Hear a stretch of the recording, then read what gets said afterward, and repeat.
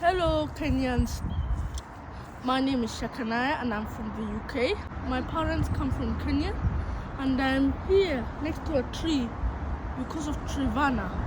She is very brave. She has been staying there for 72 hours, which is 3 days exactly. Wow, how much is that? That's so good. She's been so brave. She's been so bold and standing firm. And I want to thank her. She's just so brave. She's been staying here in the night, just sleeping here on the tree because she thinks trees are for health and oxygen and they make a great united with the people. So thank you TRUPHENA for staying, for being brave and bold for 72 hours. It's here 8 o'clock. In Kenya it's almost 12. You're going to be bold in your procession. Well done for staying 72 hours so far with the tree, and everybody will be celebrating you. You're famous. We are here for you in UK. We stand up for you. You are brave and you are bold. Well done. Thank you. My name is TRUPHENA Muthoni.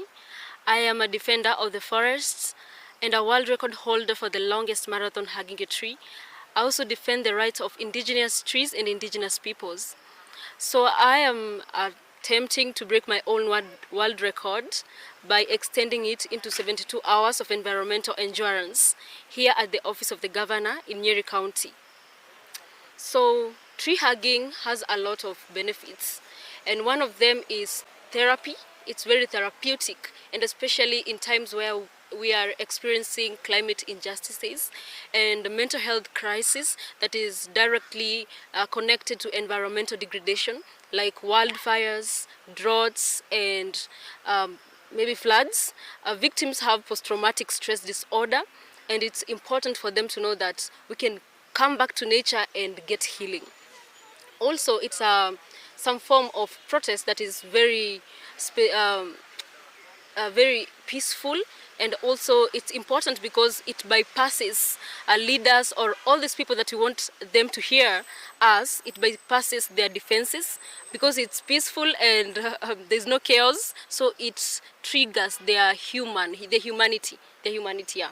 And to respond to the cries of indigenous people, of our forests, of our animals and children. Yes, so also I am doing this to also encourage people to just to make them fall in love with nature so that they do not hurt nature.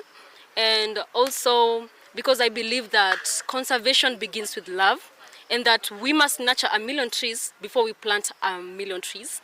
Because we have a lot of tree planting happening, yes, because people know now about logging and its effects to humans, but we are cutting down indigenous forests, indigenous trees, and replacing them with saplings and calling that mitigation, which is not. So encouraging people to first protect what we have.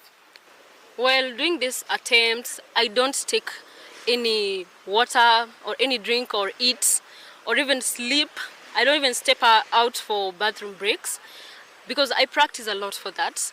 And part of the practice is walking for long hours to boost my stamina. I walk for 42 kilometers non-stop, and I've also done mini tree hugs. I've done for 30 hours and also, 35 hours and 60 hours to practice for these 72 hours. And I also do fasting and sometimes 1 meal a day. In my previous world record attempt, I did it from 31st January to 2nd of February. I did it for 48 hours non-stop.